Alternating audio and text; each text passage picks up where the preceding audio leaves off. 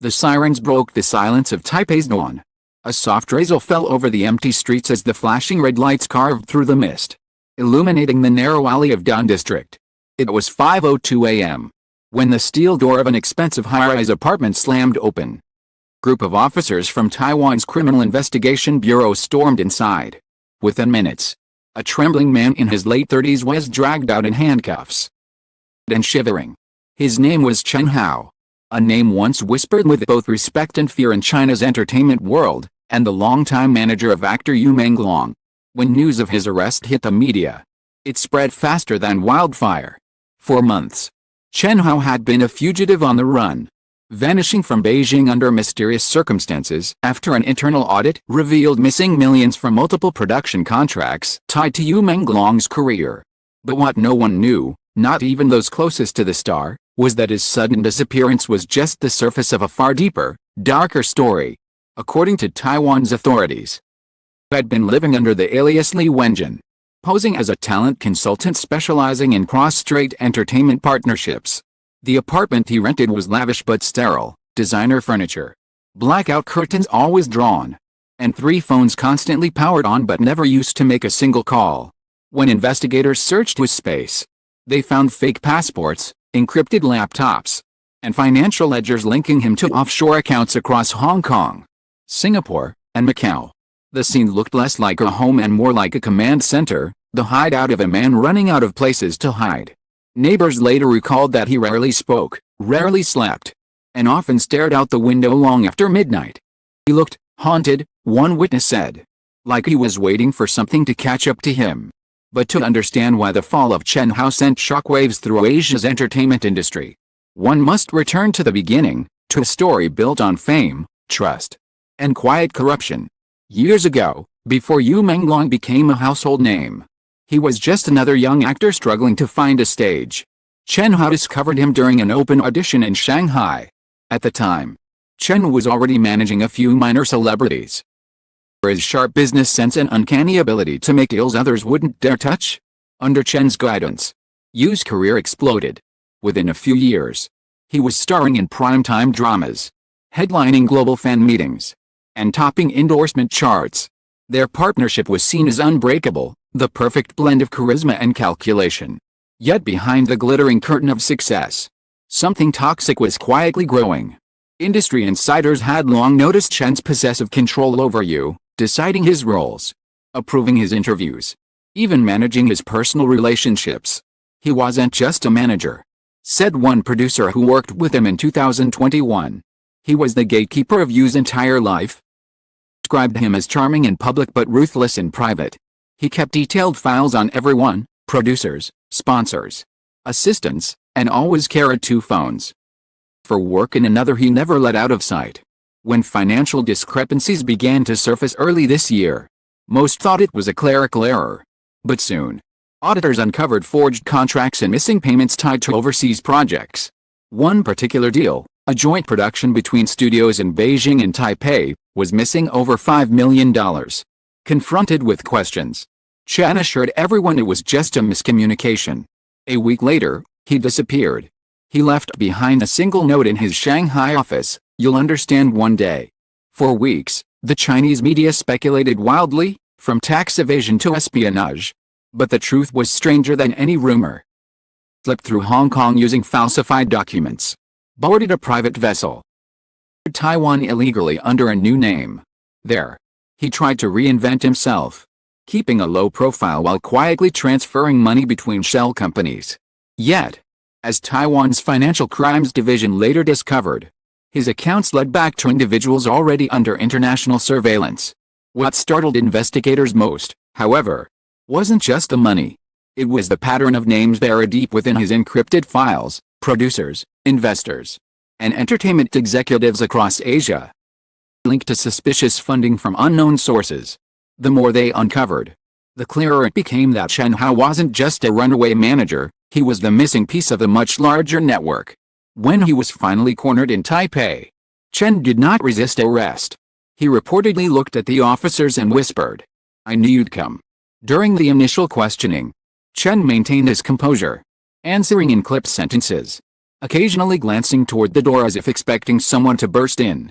But as hours passed, cracks began to show. His hands trembled. His voice quivered. The man who once commanded entire studios with confidence now sat in a small, cold interrogation room. Flexion fractured in the steel table beneath him. Taiwanese authorities initially treated it as a standard financial crime. But then, his confession began to twist everything. "I didn't run because of the money," he said. Voice low and broken. "You don't know what they made me do." The officers froze. "Who are they?" one asked. Chen's eyes darted across the room with terror. "If I tell you," he whispered, "I'll be dead before morning." That single sentence shifted the investigation from fraud to something far more dangerous. Overnight, his statement reached senior prosecutors, and suddenly, what had been a celebrity scandal became a cross-border crisis involving both Taiwan and mainland China. Meanwhile, the news of his capture reached Menglong, who was filming in Seoul. Witnesses said he broke down upon hearing the words, "Chen Hao has been found." 4 days. Yu remained silent, refusing interviews, retreating into his hotel room as paparazzi swarmed outside. His fans flooded social media with messages of disbelief and anger, some calling Chen a traitor, others defending him, insisting there must be a reason. As the story spread, journalists from Beijing, Taipei, and Hong Kong descended on Taiwan. Reporters camped outside the detention center, speculating about hidden motives, secret payments. Yu himself might be implicated. But amid the chaos, one truth stood out: Chen Hao's confession had only just begun. And what he was about to reveal could rewrite everything people thought they knew about loyalty, fame, and survival. Third night, after hours of silence and sleeplessness, Chen finally broke. Tears streamed down his face as he stared at the cold camera recording his every word. "You want the truth," he muttered. "Truth is worse than any lie I ever told." His voice cracked. It wasn't just about money. It was about power. About the people who own everything, even the people you think are free. The interrogator leaned closer. But before he could ask another question, Chen slammed his palms against the table and screamed. "Think I betrayed him? No. They used me. They used all of us." In that instant, every person in the room felt the air change, as though a door to something vast and dangerous had just opened. Outside, the rain returned, washing over the city that never truly slept. The cameras kept rolling. Chen Hao's sobs echoed through the empty hallway as he whispered one final line before collapsing into silence. "If you ever finds out the real reason I ran, he'll never forgive me, but it wasn't my choice." That was the moment the Taiwan investigation stopped being a simple case of financial misconduct. It had become a labyrinth of deceit, fear, and betrayal, one that would soon drag everyone, from actors to officials, into its suffocating darkness. And somewhere, thousands of miles away, Yu Menglong stared at the breaking news in disbelief, unaware that the man he once trusted with everything had just detonated the first bomb in a scandal that would change both their lives forever. The rain outside the detention center had not stopped for 2 days. Reporters clustered under their umbrellas, whispering rumors about what Chen Hao might have said in the interrogation room. Inside, the air was thick with cigarette smoke and exhaustion. Officers had stopped calling him Mr. Chen. Now, he was simply the suspect. But what made this man more than a fugitive was not what he did, but what he knew. When the recording began again that morning, Chen's eyes were red, his voice hoarse. He had barely slept. "They think this is just about money," he said quietly. "But it's not. It's about control. About who gets to tell the story, and who disappears for telling it." Game from the beginning, the betrayal that started it all. In early 2023, Yu Menglong had been preparing for one of the biggest projects of his career, a large-scale historical drama co-produced by studios in Beijing, Taipei, and Seoul. The contract, nearly $12 million, was managed entirely through Chen Hao. Yu trusted him completely. Every deal, every sponsor, investor went through Chen's hands. He was like family. Yu would later say, "I didn't even read most of the contracts. I signed because he said it was safe."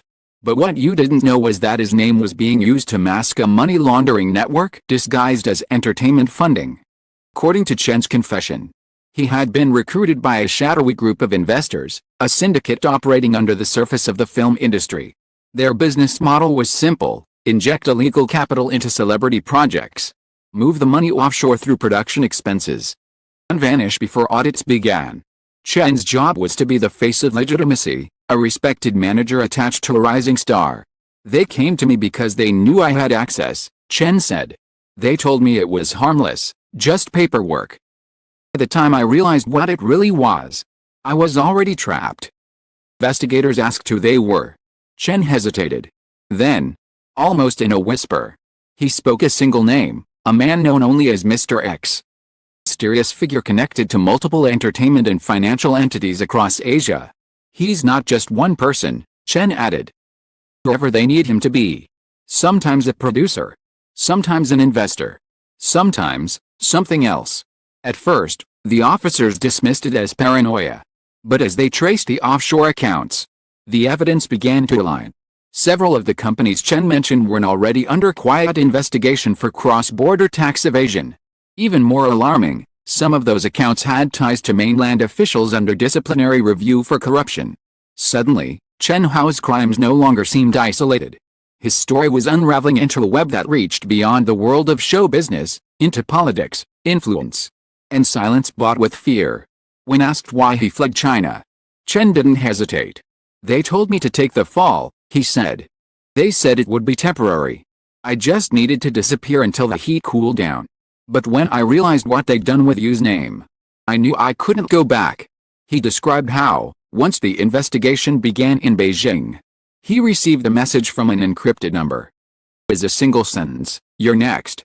2 days later, his apartment was broken into. His hard drives were stolen.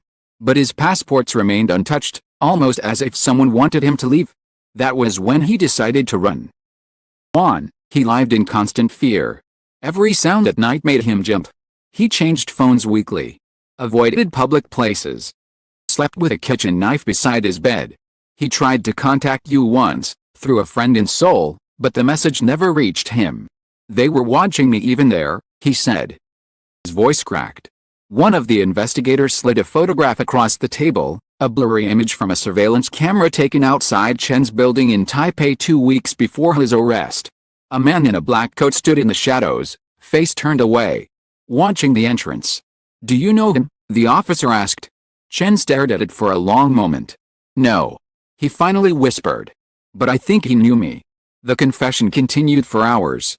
Every detail he gave, names, dates, transactions, led to more questions. The deeper the investigators dug, the more the story seemed to twist. There were references to offshore film funds, co-production deals, and ghost companies registered in tax havens. Each layer peeled back revealed another. One detail haunted everyone in the room: Yu Menglong's name appeared over a dozen times across fake documents, as a signatory, guarantor, and beneficiary, without his knowledge. The realization was devastating. The beloved actor, who had built his career on sincerity and humility, had unknowingly become the face of a criminal operation. Word of this leaked to the press. The internet erupted. Social media in China exploded with hashtags like "Justice for Yu Menglong" and "Manager from Hell." Fans posted tearful videos defending their idol, while others demanded to know how deep the deception ran. Television networks replayed Chen's arrest footage on a loop, the sound of handcuffs echoing through living rooms. In Taipei, people lined the streets outside the court building, holding signs that read, "Tell the truth, Chen Hao." For Yu Menglong himself, silence was his only defense. For almost a week, he refused to speak publicly. Those to him described him as broken, angry, and lost. One friend told a reporter, he looked like a man who'd been stabbed in the back by his own reflection. Finally, on a quiet evening in Seoul, Yu appeared before cameras. He looked pale, exhausted, yet calm. His voice trembled as he said, "I was betrayed by someone I called family. I don't hate him, but I will never understand why." The statement went viral across Asia. Within hours, it was translated into 6 languages, dominating headlines from Beijing to Bangkok. The world saw not just a celebrity, but a man stripped of illusions. Back in Taipei, Chen Hao heard the words from the small television in his cell. For a long time, he said nothing. Then he smiled faintly, running down his cheeks. "He still doesn't know," he murmured. "He thinks it was me. Investigators pressed him. Then who is it? Who are you protecting? He looked up, eyes hollow but defiant. You wouldn't believe me if I told you. Truth isn't safe for anyone, not even him. Days later, Chen Hao was formally charged under Taiwan's Cross-Border Organized Crime Act, facing extradition to China.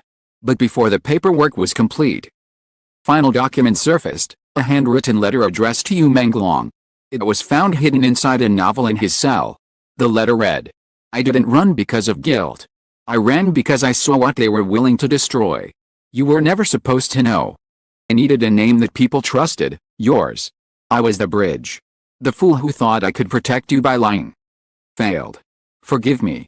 The letter was never officially released to the media, but excerpts were leaked through anonymous sources. Some believed it was a last attempt at redemption. Others saw it as another manipulation, a dying man trying to rewrite his legacy. Either way, it changed everything. Sympathy for you deepened. The investigation in Taiwan widened, pulling in names that had once seemed untouchable. Producers vanished from offices overnight. Were frozen. Several mainland studios abruptly suspended operations for audit purposes.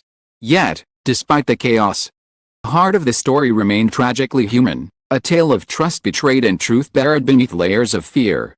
In one of his final recorded statements, he whispered something almost poetic. "In our world, everyone plays a role. I just forgot which one was mine."